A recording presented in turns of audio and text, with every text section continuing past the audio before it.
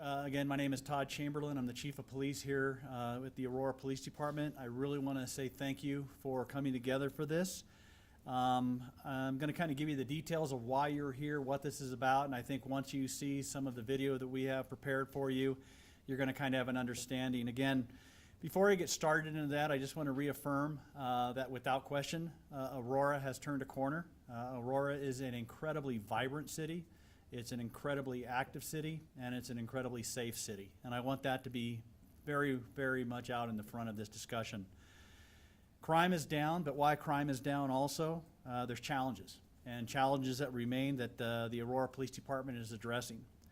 And one of those aspects of those challenges is a really disturbing video that just recently came out that, again, and this might sound like deja vu, this shows armed individuals threatening an apartment in an apartment complex here in the Aurora area.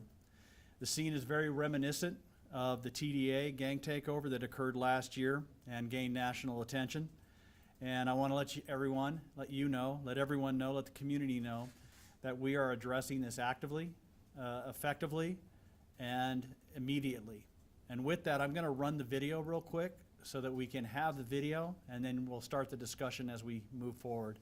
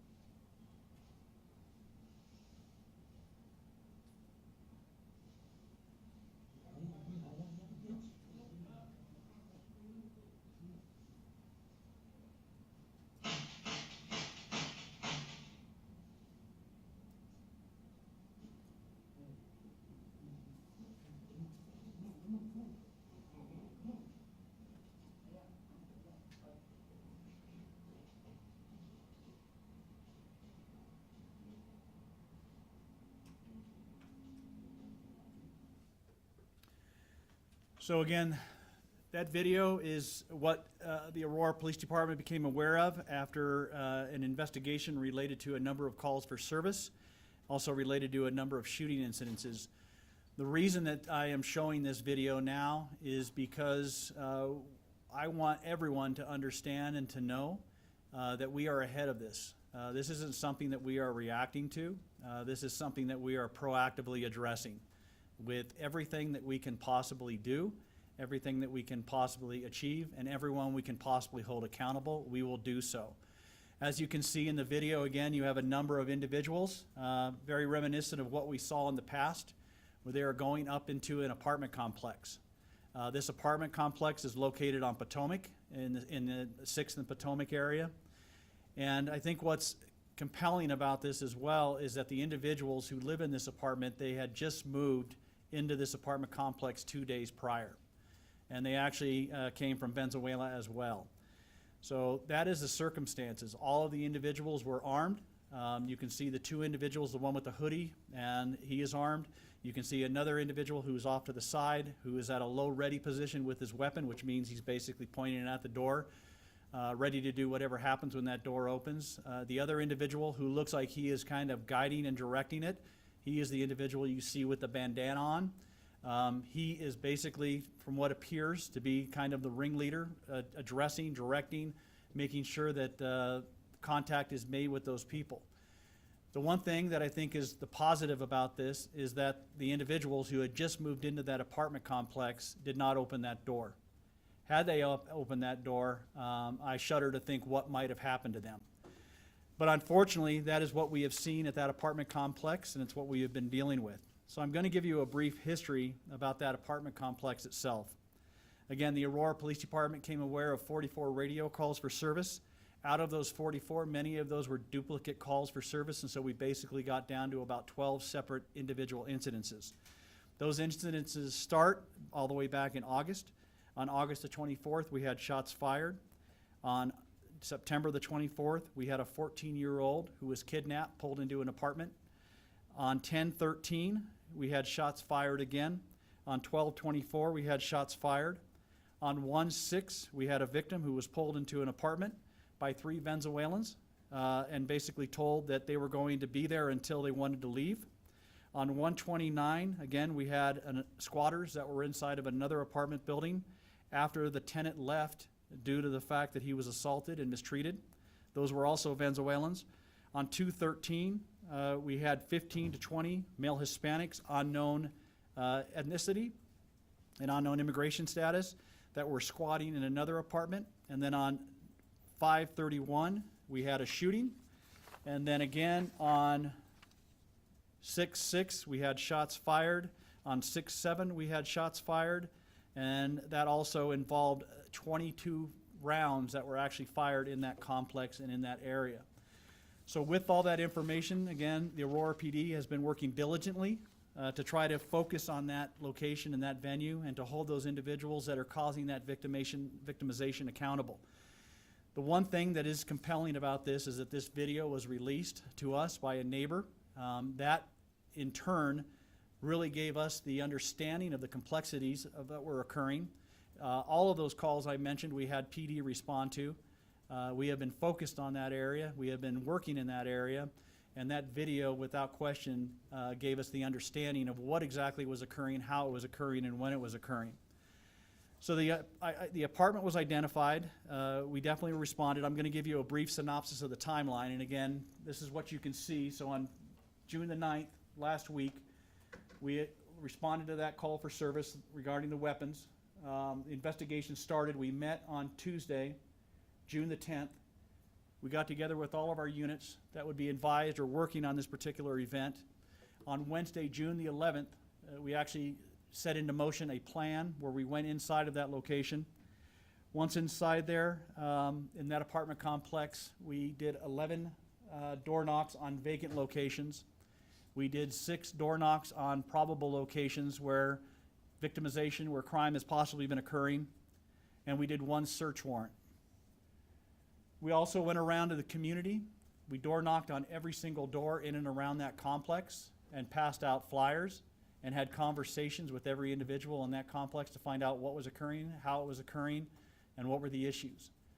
The flyers were to make sure that, one, they felt that they could have a conversation with us and they'd be safe, that they could pass on information that would allow us to understand and focus on the individuals that were causing the problem, and 2, 3, to make sure that they understood that we were there to serve them.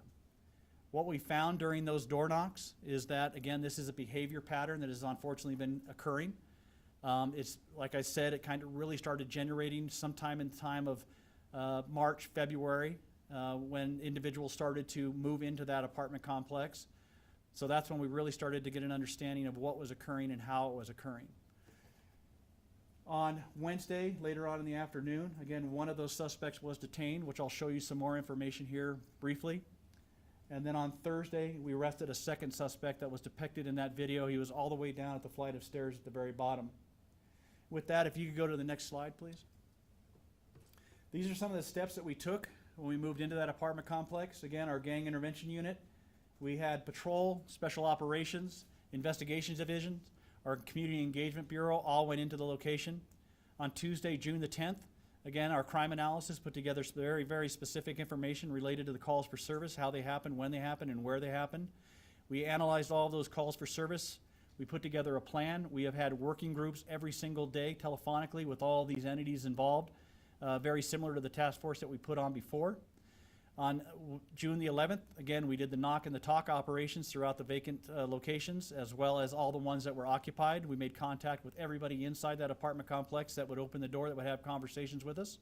The flyer was disseminated, and then we also worked with our federal partners in any way to address the issues related to the criminal activity and the victimization that was occurring in there. If you could go to the next slide, please. When I talk about one of the individuals being arrested, again, you can see the individual. This is the one who was detained. He actually resided inside that complex. That weapon is the weapon that was passed back and forth by the individual with the bandana on, or the beanie, and this individual. Our suspect on this is Larry Galbraith. Like I said, he resides in that complex. We had extensive interviews with him.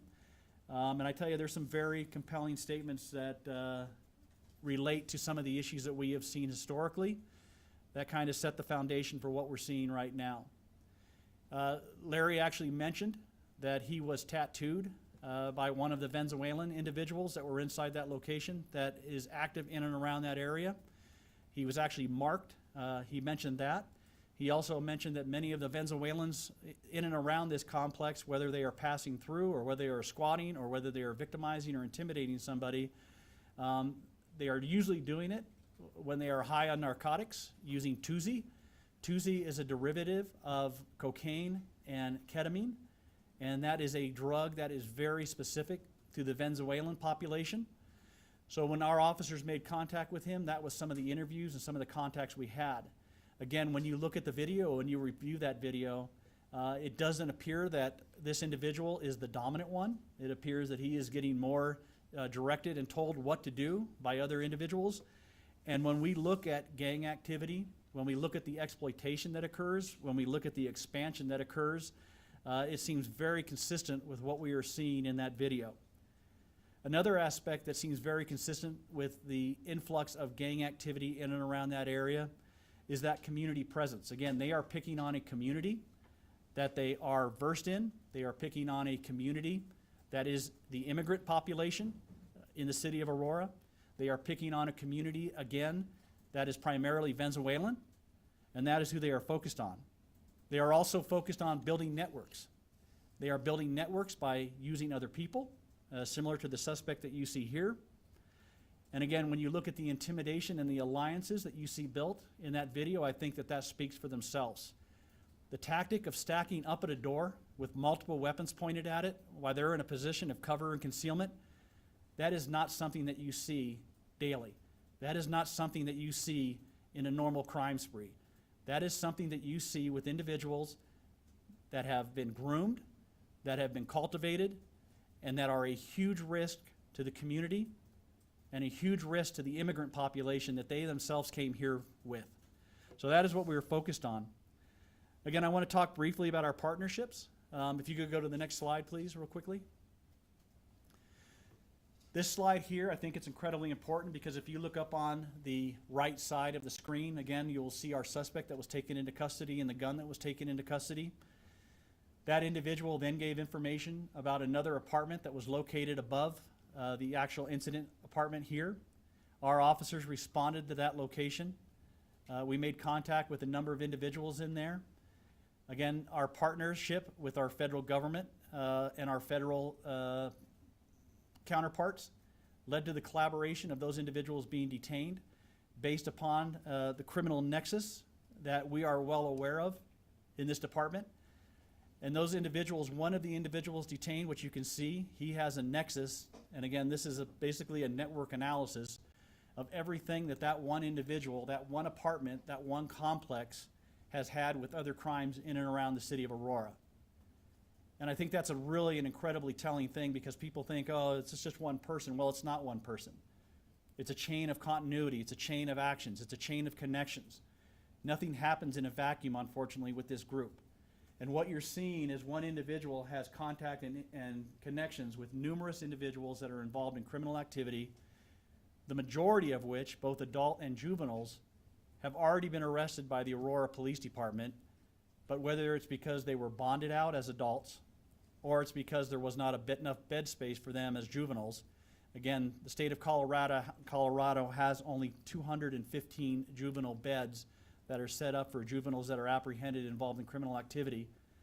Again, most of those individuals, many of them, were out, being active, and still are active. And so again, this is what this investigation is ongoing. This is what we are focused on. Because up in that one right corner, basically starts to show the nexus of all these other individuals that are involved in victimization of other people. If you go to the next slide, please. What we're asking now, again, I detailed what we are doing. We are not in any stretch of the imagination shying away from this. We are pressing into this. I wanted this video to be seen. I wanted it to be observed. And I want those individuals that are involved in it to know that they are going to be going to jail.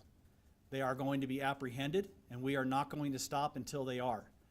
And again, I don't want this video to show up on social media or to show up after we became aware of it and saying, oh my gosh, how could that happen in our city? I want everybody in the city of Aurora, everybody in the state of Colorado, everyone in the United States if possible, to know that we are looking for these individuals. These are the individuals that, again, when I talked about stacking up on doors, weapons in a low ready, assault rifles off to the side, you can see the individual with the white hoodie on. These are individuals that we are focused on, and these are individuals that we, in collaboration with community, with federal partners, and with anybody else who can help and assist us, are going to take these individuals into custody. And so we're asking for the community's help, and we're asking for any help from any other law enforcement agencies or organizations that might have any information related to any of these individuals that they may see here. If you could go to the next slide, please. Again, when I talked about what we did, this is kind of a reiteration of that. So what we found out when we did an analysis on those calls for service, when we got that video and we started to analyze it and review it, we have been doing incredibly proactive patrol in and around that area. We will not rest until no one left in that apartment complex or any other apartment complex in the city of Aurora is victimized the way that we have seen past victimization occur. And so we are focused on that. We have spent over 51 hours at the location since Tuesday. We have had daily calls since Tuesday with all of the units involved in this for collaboration and understanding. We have spent 728 personnel hours investigating the proactive patrol aspect, the community reassurance, and the overall operations. So with all of these things in place, if you could go to the next slide if there is, that's what we're here for, and that's what this discussion about. We saw a video, we saw a pattern of conduct. It's like I think I sat here a number of months ago when we closed down Dallas Street and we did the criminal nuisance on it. And we said, again, this is not a victory lap by any stretch of the imagination. There is still going to be work that has to be done. That's one thing I think when you get involved in law enforcement and you stop a problem or you arrest somebody, is that there's always that possibility of displacement, especially when you're looking at a place-based enforcement action. That displacement can go anywhere at any place. That's why we have spent so much time and so much due diligence to track it, to verify it, and then address it and stop it. I'll be very open with you. What I see on this video, it is very reminiscent of what we saw before in the city of Aurora. But the difference is we are not going to allow this to gain momentum. We are not going to allow it to gain steam. We are not going to step away from it. We are going to step into it. We are going to hold all of those individuals accountable. And I will be very frank with you too, there's a lot of, we still have to understand.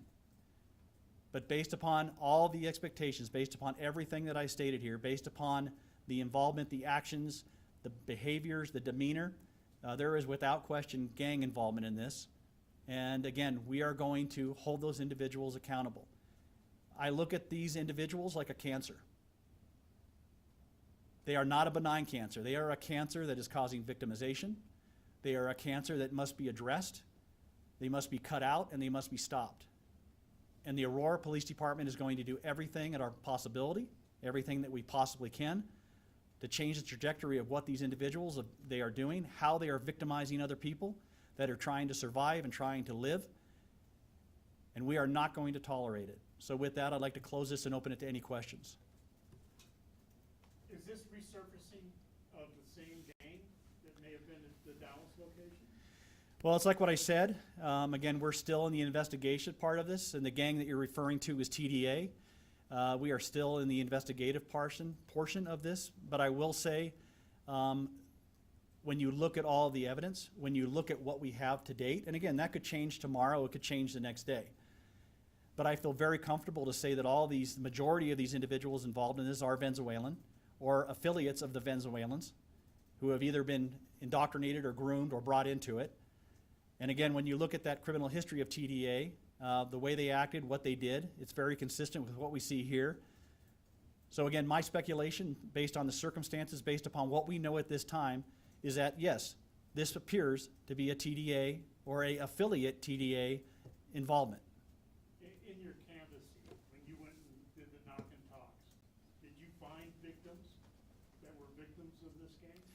We didn't get victims that actually stepped forward and said that we were victims, but we got a lot of people in the complex who said that this has become a norm, where people are pounding on their doors at night. The call loads that we have, the number of radio calls that we did an analysis on and looked at, it shows a very similar pattern, again, where they are pulling people into apartments. They are basically taking over those apartments, whether it's in squatting or whatever it is. And again, that is very consistent with what we saw up at Dallas. The one thing that is not consistent with what we saw at Dallas, which has really changed the dynamics of how we are functioning, is the cooperation that we are getting with the landowners. Again, the department management has been incredibly proactive with us. They have been incredibly supportive. They have been very, very helpful. As you might remember with Dallas Street, it was almost the complete antithesis of that. It was almost to a point where they were blatantly getting in our way of being able to do law enforcement, where they were causing much of the problem, much of the concern. That has not been the situation here. Another positive thing that I think that we have learned and the community has learned here, and I hope that we continue to increase that, is the connection and the relationship with our community to law enforcement. Again, they are the ones that made these radio calls. They are the ones that let us become aware through analysis that, hey, we're starting to see or develop a problem. They are also the ones that provided this video. And that video with those calls for service and being able to put those two together has really been the beginning of us focusing on that location and us doing the proactive policing that we are doing. What's the location? The location is, it's up on 6th and Potomac. It's actually the address, and again, I'm a little bit hesitant about giving it because I don't think it's a problematic location. I think there's problems in there, but it's not a problematic location. We are addressing those without question, but it's 544 Potomac. Chief, can you reiterate how distressing this is for the residents there that have fallen victim to these acts? Yeah, I think it's stressing for everybody. I think, again, when you know that you have individuals that are fully armed in and around your apartment complex, and I think what's sad about it too is that I think many of these victims, it's almost become normalized. I think it's almost become to the point where they think, oh, it's just part of living in America. It's part of being victimized by other immigrants who have come to this country with them when they fled to this country. And unfortunately, some of those immigrants have decided to take on gang affiliation, or they were already gang active, which we have found in many, many of the individuals that we have stopped. And I think that's really the sad part, is that they think that's normal. Well, that's not normal in America. And victimization should not be normalized in America. Unfortunately, that's what the discussion is right now. And so again, when I see a lot of these groups, when I see a lot of these demonstrations, when I see these things that are unfolding every single day, where they're talking about the immigrants' rights and the deportations and how it's impacting the immigrants, I hope for 1 second, 1 instant, that many of those people who are involved in that realize how naive they are and how quickly they have forgotten the immigrants themselves who are being victimized over and over and over and over. And I never see protest, I never see demonstrations, I never see any marches on behalf of the victims. Not once. I'll never see a group walking down the street saying we're protesting victimization of our immigrant population. I only see protests for people that are involved and have criminal nexus being deported, and that has become the story. And that's troubling because in this apartment complex in Dallas, that's who repeatedly and continually got victimized. It wasn't the population that resided here, it was the population that came here for a better life, and they were completely ignored, they were completely set aside, and they were completely victimized almost daily, if not weekly, by many of the same people that they fled their country to get away from that behavior and that pattern, and yet that's not the story that you hear. And that's alive and well, unfortunately, and it's not just Aurora either. I don't want to be naive and think, oh, Aurora's got this unique problem, because that's not the problem. If you look at a lot of these agencies and these organizations that have had this influx of population, I can guarantee you, whether they know it or whether they don't know it, they are dealing with very similar situations that we are dealing with here. Chief, do you think these people are juveniles, adults, a mix? Again, What do you say about that? I think it's a mixed. I think, again, when you look at most gangs and how they are expanded and how they grow, I think it's through recruitment. I think it's through grooming. I think it's through bringing people that, again, are looking for some kind of connection, or else they're forced into it. And the next thing, they're a part of a gang. Again, I don't know all the circumstances. And again, there's a lot that we have to learn. But when you see somebody getting tattooed by somebody else who's actively involved in gang activity, you really got to ask yourself, well, what's that all about? What does that mean? And I think that's a big part of the expansion process when you look at gangs and how they grow and what they do. Again, they can't stay stagnant because they have to continue to victimize others, because they're not out working. They're not out doing a job. They're basically victimizing, and that is their job, is to victimize other people. And it's like I said before, the people that they are victimizing are mostly people that don't feel comfortable in coming forward and providing information on that victimization. And so it's just a continuous cycle that many of these people and many of these individuals that come here for a better life have to go through. And that, to me, is very important. Another question? In the videos you played, what potential crimes do you see? Well, other than the fact that, again, when you look at the video that we had on Dallas Street and you compare it to that, it's almost exactly frame similar. The fact that these individuals who moved from Venezuela just 2 days prior are now, for whatever reason, at the middle of the night having a group of approximately about 9 individuals stacked up on their door, pounding on their door, trying to get in. I think that really, again, we're still going to have to navigate that and find that out, but I think it really relates a lot to the extortion that unfortunately happens. I think it's almost like, hey, welcome to the neighborhood. We're going to extort you. We're going to tax you. That's what we found at Dallas. We found that many of the people in Dallas were paying rents double. They would pay to the TDA gang members, and then they would also have to pay to the CBZ landlords. And so again, that's problematic. And that's what I see on this video. Whether that's going to come to fruition, and I'm being very open with you. Again, there's still a lot of investigating that has to go into this. There's still a lot of people that we have to take into custody, and we will. And there's still a lot of things that we have to find out. And I might be standing here in 2 weeks and saying, hey, we're navigated, we got in a whole other direction. But again, everything that you're looking at, everything that I'm looking at, everything that I see, it is very, very consistent with what we have seen in the past. Any other questions? You mentioned that their displacement, is there a possibility that this apartment complex will go through the same process that Dallas went through in terms of having to shut it down or the city taking over because of a nuisance issue? Yeah, I would say right now, no. And I would say the big reason for that is obviously because we have such cooperation. The landowners themselves, the management company, they don't want this activity to occur in their apartment building. They want to change.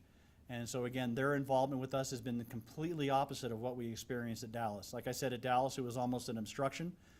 Here, it's been the other way. It's been open information, it's been open discussion, it's been a partnership. And when you talk about community policing and you talk about those partnerships, that is an exact example of what we are hoping to achieve, and that's what we are achieving at this location. And to me, that question goes back to, again, why am I standing here so early in the investigation? Because there's still a lot we got to find out. It's like I said, I wish I could say, hey, all those people are in custody and we know exactly what it was, and we found out that, hey, it involved a bad loan or it involved a dope deal gone bad or whatever. I don't know. We might find all that out. But I wanted to get ahead of this because, again, I don't want anybody else in that apartment building ever thinking that I'm not going to call the police if this is occurring, or any other apartment building in the city of Aurora. It's like I said, Aurora is not an unsafe place. Aurora is not taken over by gang members by any stretch of the imagination. There are problem locations like in any other major city, but we are proactively and aggressively addressing those problems, and we are going to find out exactly what all the circumstances are, what all the issues are, and we are going to stop it. And I'm going to use every resource available to hold those individuals that are involved in this victimization accountable. Federal, state, local, it makes no difference. I will use whatever I can to make sure that we are doing our job. Sir? How do you know specifically they're from Venezuela? Yeah, again, that's one thing that we've gotten from a lot of it, from the individual that we took into custody. Those are statements that he made. He made very specific statements about their country of origin. The family where we did the follow-up and went to, again, they were all documented as far as Venezuelans. And again, the individuals that we think we have identified in here as well, they also have an origin of Venezuela. So that is the pattern that we are seeing. Again, can that change? Yeah, it can. Will it? I don't know. But right now, that is the direction that we are looking at and going towards. Can you disclose anything what you guys found in the search warrant? The search warrant is where we actually found the gun and the hoodie. So that was what was located in the search warrant. I think I saw a number of people have been picked up by federal immigration. Do you have a preference of arresting and then having people here try to be held accountable in court for any crimes they may have committed, or just immigration and the problems physically removed? Yeah, and that's a really good question, because it's on that network analysis chart that I threw up there.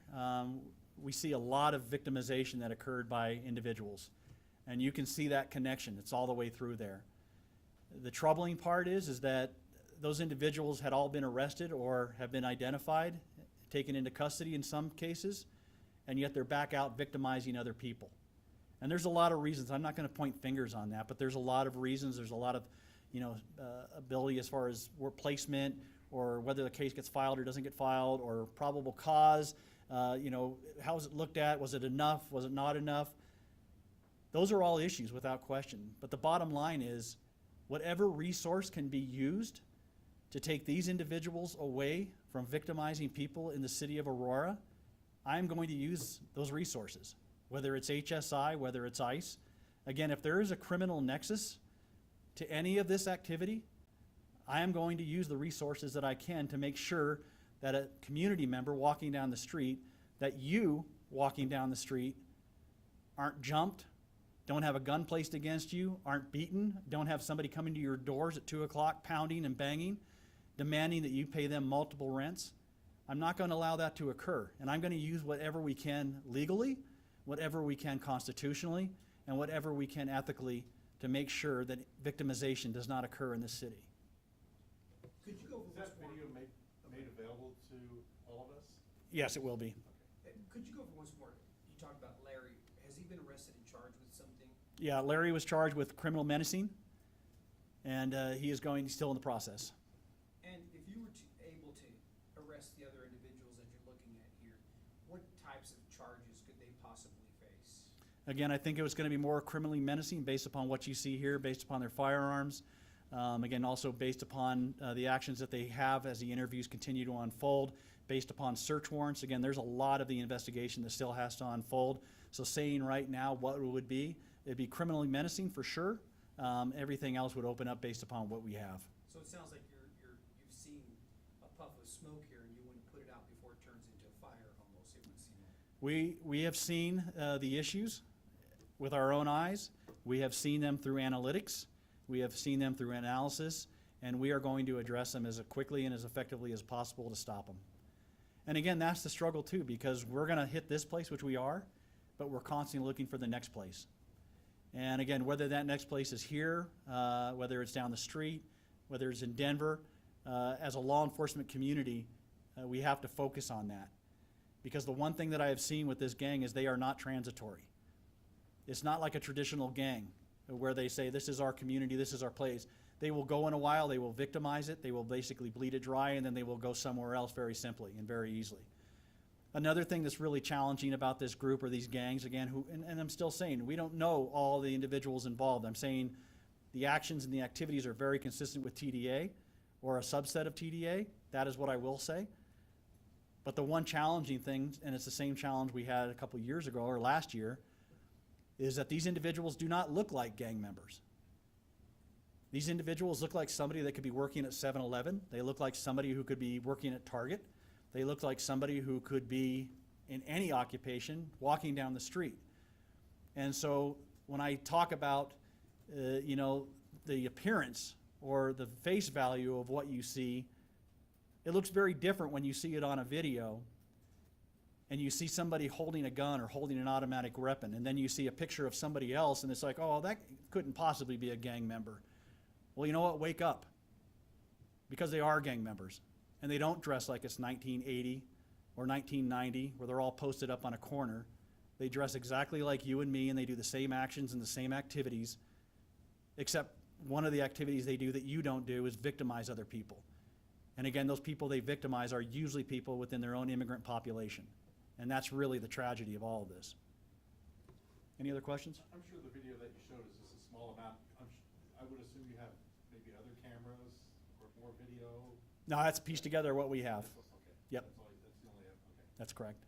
And did you name the apartment complex? I did. I gave the address. Okay. Yeah. And has it always been called the same thing, It's been changed multiple times, I believe. but the same owners still? I'm not sure of that. I can't give you that information. I'm not sure. I'd have to look into that. Anything else? Other cameras around the complex that may have hit these guys up? Yeah, we canvassed the whole area looking for other closed circuit television, and we also have our systems in place, and we have not been able to locate any other cameras on that. How many unit complex is it about? It's a larger one. Again, I don't have the specific count. It's multiple dwellings or multiple buildings that are spread out through an area. Similar to Dallas? Yes, very similar. Ma'am, in the back? About how many do you think there are? Like a handful, hundreds, do you have an estimate?